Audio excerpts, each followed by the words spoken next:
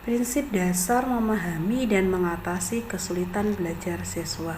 Perbedaan individual siswa dalam masalah kesulitan belajar itu adalah penanganannya berbeda-beda karena siswa satu dengan siswa yang lainnya itu berbeda.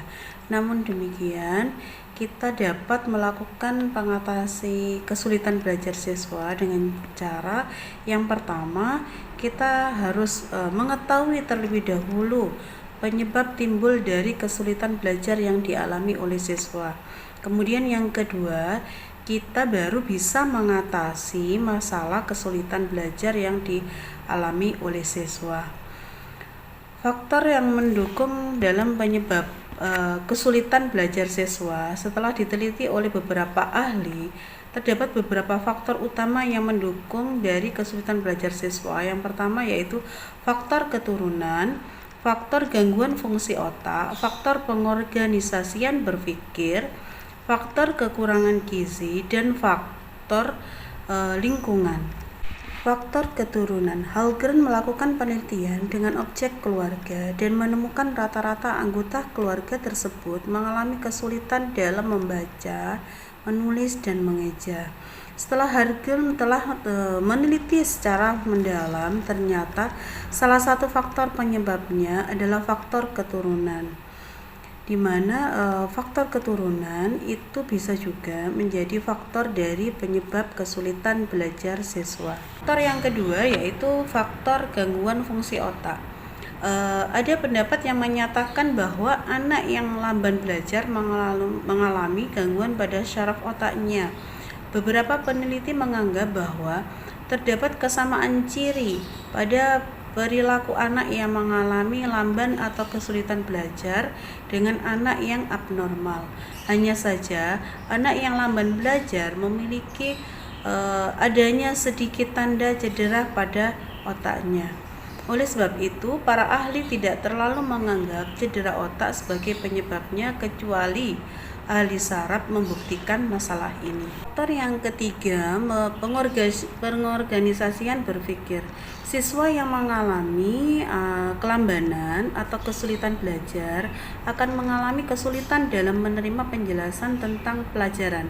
Salah satu penyebabnya adalah mereka tidak mampu mengorganisasikan cara berpikirnya secara baik dan secara sistematis.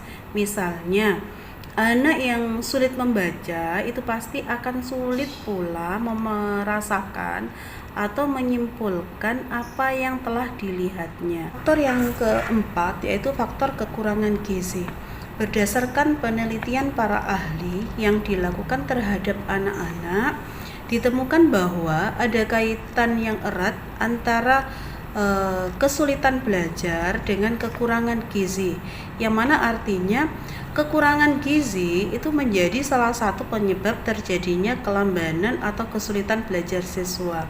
Walau pendapat tersebut tidak seluruhnya benar, tetapi banyak bukti menyatakan bila pada awal pertumbuhan seorang anak sangat kekurangan gizi, maka itu akan mempengaruhi perkembangan syaraf utamanya sehingga menyebabkan kurang baik dalam proses belajar. Faktor kelima yaitu yang mempengaruhi kesulitan belajar adalah faktor lingkungan, di mana faktor-faktor dalam lingkungan adalah hal-hal yang tidak menguntungkan yang dapat mengganggu perkembangan mental anak. Baik itu faktor itu terjadi di dalam lingkungan keluarga, lingkungan sekolah maupun lingkungan masyarakat. Dari faktor-faktor yang dari dalam keluarga tadi, dalam sekolah, dalam lingkungan masyarakat akan terdapat gangguan yang mungkin akan dialami siswa. Gangguan tersebut berupa kepedihan hati yang dialami siswa, tekanan dalam keluarga, dan kesalahan pola asuh yang diterapkan oleh orang tua kepada anaknya. Meskipun faktor-faktor itu dapat mempengaruhi kesulitan belajar, tetapi mungkin merupakan satu-satunya faktor penyebab terjadinya kesulitan belajar tersebut.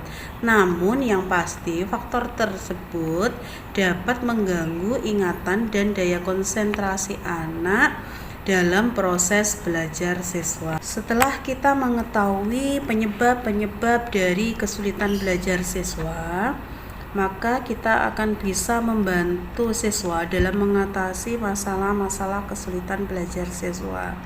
Salah satunya yaitu yang pertama, kita bisa memberikan perintah yang secara terinci. Karena anak-anak ini memiliki kesulitan dalam belajar, guru perlu mengulang atau memberikan perintah baru ketika tahap pelajaran berikutnya dimulai. Contohnya, daripada kita membacakan rangkaian perintah yang harus ditaati, berikan satu atau dua perintah pada saat yang sama. Pada saat anak sudah menyelesaikannya, barulah kita memberikan perintah tambahan atau perintah baru. Cara yang kedua dalam membantu mengatasi kesulitan belajar siswa yaitu dengan menggunakan semua indera yang ada pada saat kita mengajar. Jika memungkinkan, tanya kepada guru, kepada orang tua, indera mana yang potensial bagi anak untuk dapat belajar dengan maksimal. Jika anak tersebut dapat belajar maksimal melalui penglihatan mereka, berikan kesempatan besar bagi anak tersebut untuk mengalaminya melalui media penglihatan. Begitu juga dengan indera-indera yang lainnya, tekankan perintah-perintah tersebut supaya siswa bisa memahaminya melalui semua panca indera. Cara yang ketiga dalam membantu mengatasi kesulitan belajar siswa yaitu kita bisa mengajarkan ide pokok dari pelajaran yang kita ajarkan kepada siswa.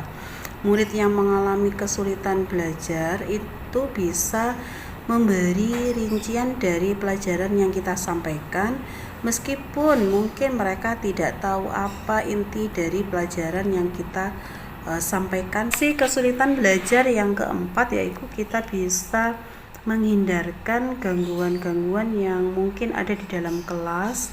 Contohnya gambar-gambar, mainan, atau barang yang tidak diperlukan, yang sangat berpeluang dalam mengganggu mereka dalam belajar, itu bisa kita pindahkan terlebih dahulu. Mengatasi kesulitan belajar selanjutnya, kita bisa menyampaikan pelajaran dengan menggunakan contoh-contoh yang konkret. Anak yang mengalami kesulitan belajar akan memahami maknanya jika dia dapat melihat atau merasakan apa yang kita jelaskan. Contohnya, pada saat kita berceritalah sambil menunjukkan benda-benda yang berhubungan dengan cerita tersebut. Maka siswa akan melihat contohnya secara langsung. Untuk mengatasi kesulitan belajar yang selanjutnya yaitu kita bisa memperhatikan jika mungkin ada beberapa anak yang mengalami kesulitan belajar itu terlihat sangat aktif atau terlalu aktif, mereka memiliki rentang perhatian yang rendah untuk melakukan hal yang sama secara terus-menerus. Berusahalah supaya anak ini terus berada di dekat kita. Contohnya kita melakukan kontak fisik seperti merangkul atau memegang pundak sehingga bisa meningkatkan perhatian mereka terhadap apa yang kita sampaikan.